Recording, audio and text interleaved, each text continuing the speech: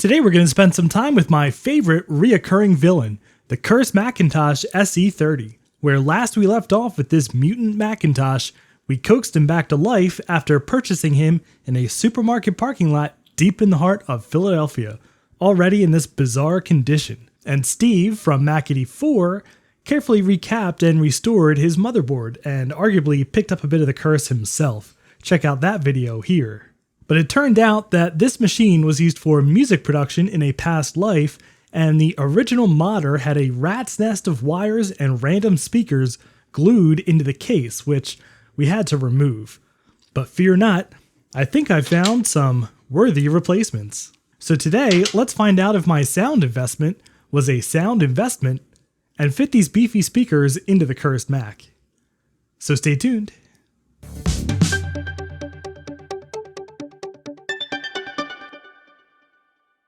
Today's Macintosh shenanigans are brought to you by PCBWay. So many retro computing projects that we've come to depend on started with prototyping via PCBWay.com, in no small part due to their great pricing and turnarounds as fast as 24 hours. Just take a look through their shared project sections where you can find absolute gems like this amazing entire Apple I clone, so if you have any PCB needs, I hope you'll give PCBWay.com a try. First, a quick recap on the Cursed Mac saga so far. Several months ago, I found a Craigslist listing with blurry pictures of what looked like a Macintosh SE that was spray painted black, and upon posting it to the MacYak Discord, they convinced me to buy it for $50, which I then picked it up in a parking lot deep in the heart of Philly. When I got it home, I immediately turned on the camera and just started taking it apart, and boy did we find some really weird stuff. We coaxed it back to life, redoing some of the wiring and replacing this hacked-in CD-ROM, along with Steve recapping the motherboard, and it's run pretty well since then. The analog board I think needs recapping because the picture is kind of wavy, especially when you first start the machine, and we still need to repaint this black to bring it back to the full original vision of the original modder, which all of you overwhelmingly voted to do, by the way. But today, let's crack this thing open once again and see if we can make it sound great. So before we actually start putting those speakers in there, we really ought to test and just make sure that the sound works. Let's just take these speakers from my G4 Cube, and I have these plugged into the headphone jack, and we'll test and see if they work. Okay, to test the sound, I have two things on here that we can try.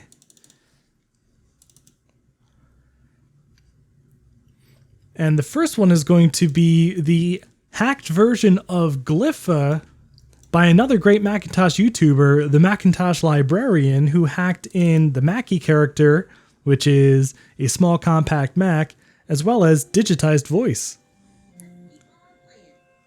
It works.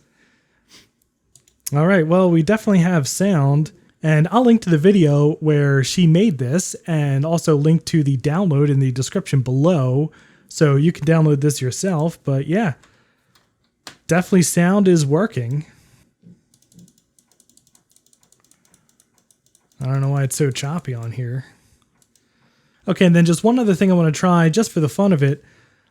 I have MPEG Deck, which is actually an MP3 decoder for 68K Macs that's supposed to run on 68030 and up Macs. And yeah, I have taken a song from the YouTube audio library and I have, in Audacity, made it kind of as low bitrate as possible. And I think I've already set the preferences, yeah, to be as fast as possible. So yeah, let's see if this plays this MP3.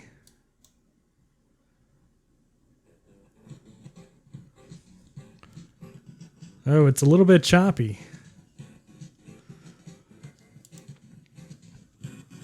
It's playing, but it's sounds like a CD player from 2002. Not ideal, but technically it's working. Now, one thing I kind of forgot to think about when picking out these big beefy speakers with these big magnets on them is that magnets and CRTs don't exactly mix. So we're going to have to be careful where we put these speakers because they're going to distort the CRT. So the original modder had speakers literally just glued in the back of the machine with the magnets right up against the CRT. So we're definitely going to be better than that, but I think we're going to have to put these speakers way down in the bottom corners here, as far away from the CRT as possible.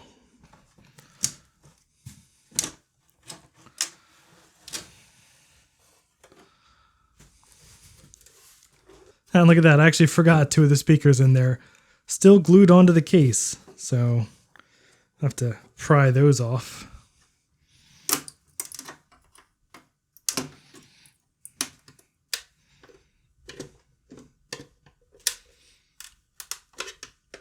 Okay, and of course we need to discharge the CRT, which I always do, and some of you suggested I should show doing it, so here we go. I have a screwdriver and alligator clips to a bolt up here, which is ground, and let's see if we get a pop.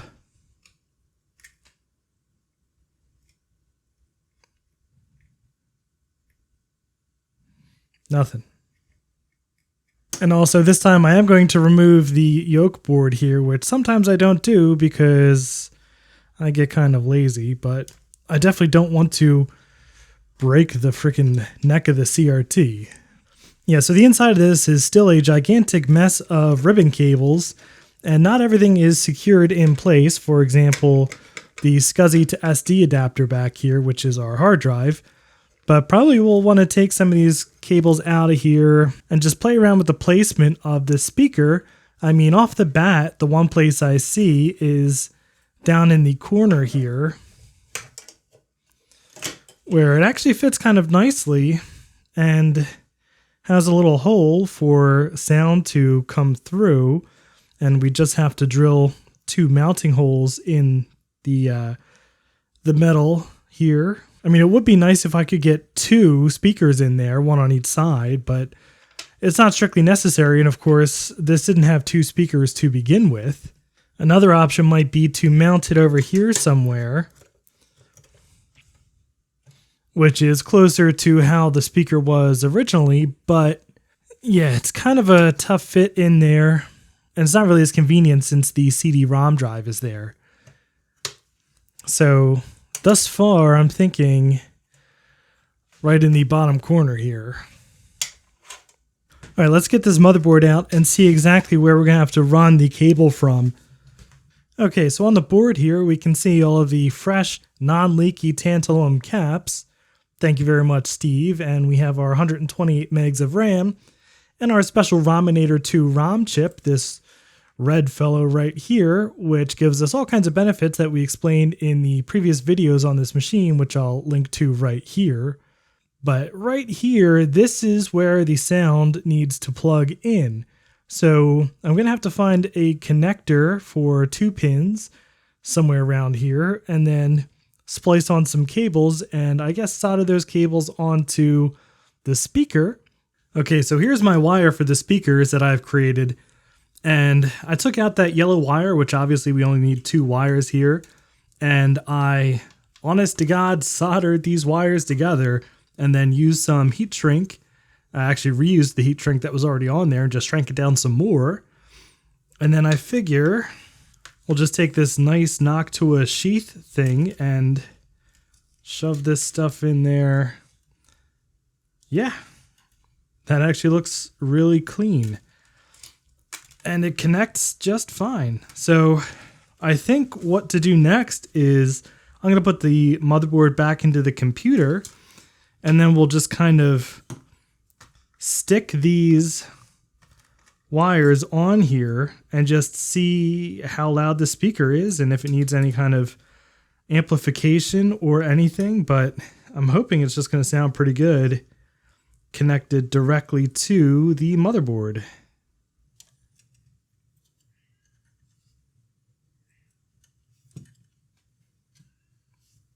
All right, the speaker is temporarily connected and I've plugged in the machine, and I think I've reconnected everything, so cross your fingers, let's turn it on. I heard sound. It made the chime. Okay, so while it's great that this speaker works, I mean, just plugging in a speaker to a motherboard with 2 wires isn't really that impressive. And I think we need to go a little bit farther to really pay heed to the original modder's kind of crazy dream for this machine, which is why I bought this little tiny 5-volt amplifier, which I think we can mount to the front of the case and have this quite nice black knob on there. And it's very satisfyingly clicky. And I'm going to power it with 5 volts from this Molex connector using this Molex splitter, which is going to give us a whole crap ton of Molex splitters inside the case. I'm pretty sure the power supply can handle it, but upgrading the power supply is something that I have on my radar. But anyway, I'm going to break out my soldering iron and see if this works.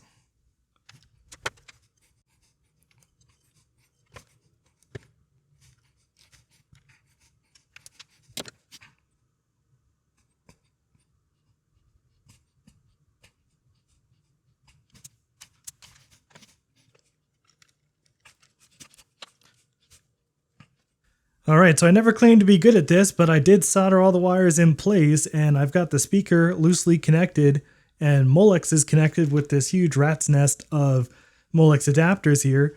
I have no idea if this is going to work, so cross your fingers and hope for no smoke.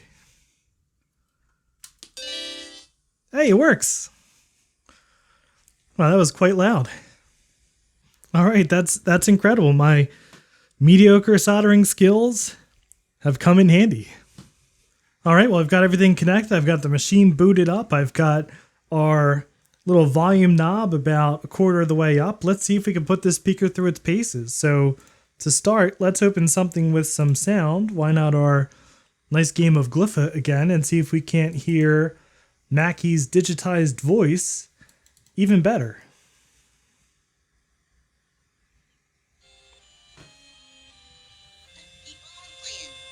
Nice. All right, well, that definitely works. What's this? Let's start a new game. And I don't know why this game plays so poorly on this SE30. It definitely seemed to play really well on that Mac Plus. Oh my god, it plays so bad on here. What happened to it? Ooh, that's not normal. Uh-oh. Well, I don't know what's going on with this game. But the sound sure works. Alright, let's get out of here.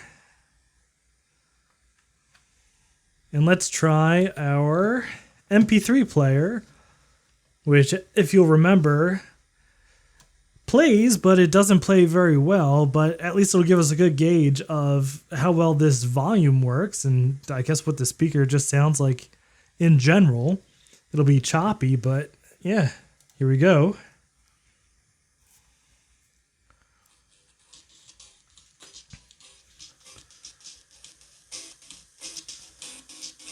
Well, it definitely works. And I'd say that the speaker itself sounds pretty good. Of course, the MP3 here is very low quality and even, it doesn't play correctly. It's choppy, but honestly, it's amazing that an MP3 player works on this 68030 processor. But yeah, the amplifier definitely works. I just turned it up to max volume. There's still that bit of a hiss in there, but it works. All right, well, I guess the next thing to do would be to try to mount all this stuff in the case.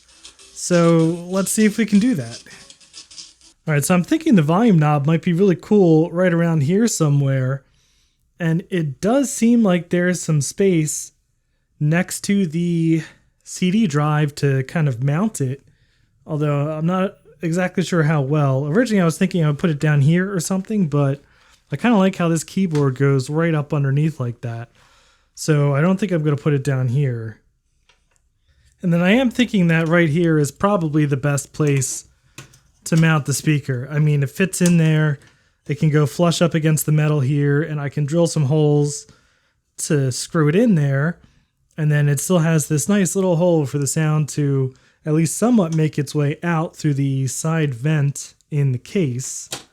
And of course, they can't go back where the original speaker was in front because the CD-ROM is taking up about 50% of the space where the old speaker used to go. We'll just discharge the CRT again, of course. See if we get a spark. Nope. And then I'm just going to use the other speaker as a guide for where the holes on the internal speaker need to go.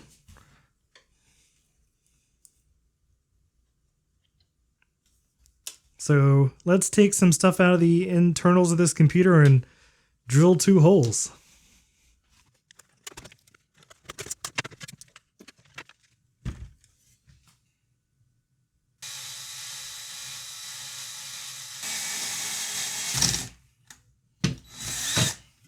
All right, well, not the easiest thing to drill through, but we have 2 nice little holes here, and yeah, this should now mount quite nicely right there.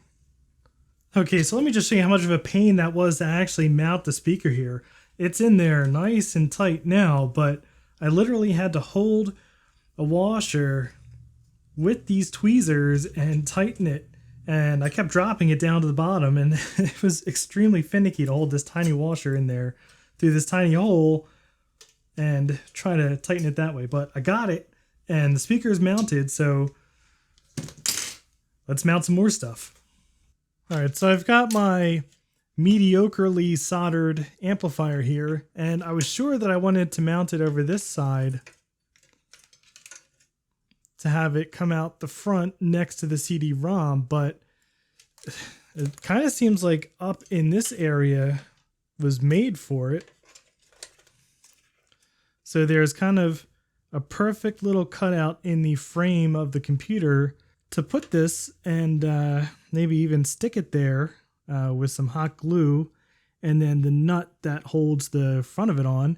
So I think I'm going to just drill this out here and mount it next to the jazz drive. All right, well, after a ton of drilling, that's in there pretty well. And it works, it spins, and it's mounted in there actually quite nicely. There is like a little gap in the plastic back there that the PCB for the amplifier slots into, and yeah, that's pretty sweet. So it's not in there perfectly.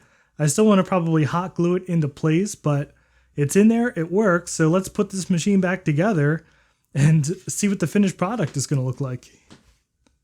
All right, we've got it back together. We have our knob on the front here, and the speaker's connected. All the wires are crammed in the case, and the drives aren't mounted quite right now because I just had them stuck in there with double-sided tape. So I still have to figure out how to mount those nicely, but let's turn this on and see the finished product.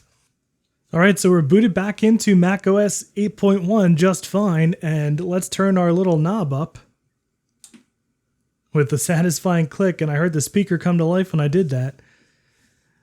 And let's pull up our game with sound and see what it sounds like. Glyphomachy version.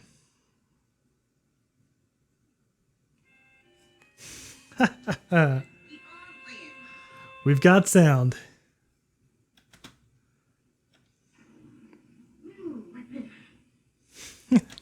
It gets nice and loud. It's not distorted.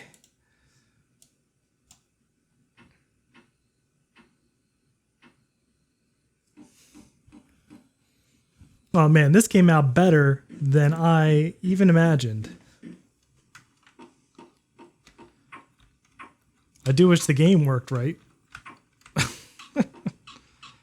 Yikes. All right, well, the game doesn't work right on this computer for some reason. But man, that gets loud. And that is a satisfying click on this knob here. All right, now to really test out this new speaker, why don't we try a little bit of movie time with Action Retro, starting with a lovely scene from The Simpsons making fun of Apple in the 90s. Hey, Doc, take a member on your Newton. Beat up Martin.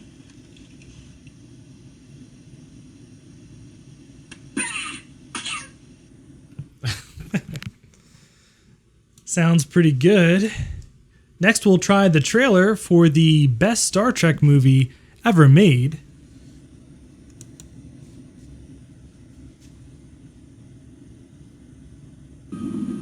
Chase him round the moons of Nibia and round the Antares maelstrom and round Tertun's flames before I give him up.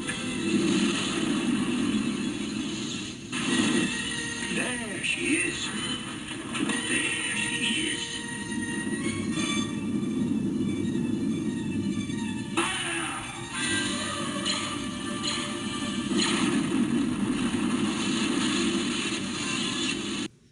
All right, how about something a little closer to home? I wonder what the world's biggest Apple fanboy thinks about the Macintosh. Well, to create a new standard, it takes something that's not just a little bit different. It takes something that's really new and really captures people's imagination. And the Macintosh, of all the machines I've ever seen, is the only one that meets that standard. Wow, I think that guy is just a little bit too into Apple products. All right, next, why don't we listen to some Apple employees gush on about how smart they are with the release of the iPod. 10 seconds, and all your music in just 5 to 10 minutes. The iPod was designed for you to have your music to go. It's small, fits in your pocket, only 6.5 ounces, has over 10 hours of continuous battery life, and a super thin 5 gig hard drive. So not only can you take your music with you, but you can take your data with you wherever you go. The iPod is the first music device with FireWire, which is 30 times faster than USB, and has power. So when you plug in your iPod, you both download your tunes and charge your battery. The iPod and your Mac work together as a complete solution. We made sure the hardware and the software all work together seamlessly. And that's one of the really cool things Apple can do. So yeah, now that we have internal sound sorted, there's still a bunch of stuff that we need to do to this machine. We need to mount these drives in there correctly, not with sticky double-sided tape. So I bought some brackets that I think we can use. And I need to mount this knob a little bit stronger than this, probably with some hot glue or something. And yeah, we definitely need to repaint this machine. I need to recap the analog board, possibly get a different power supply for this, although the power supply actually seems to be fine. But yeah, this machine is coming along nicely, and it's much closer to the original modder's vision now, who of course used this for music production back in the day. And now it is sonically a-okay. So if you enjoyed this video, I'd appreciate a thumbs up. And if you'd like to see more Macintosh shenanigans like this, please subscribe down below. But thank you very much for watching. And a special thanks to Justin, Chris, Frutk Mods, Sorta Eclectic, and Spike, who are my highest tiered patrons and all of my Patreon supporters for helping make these videos possible.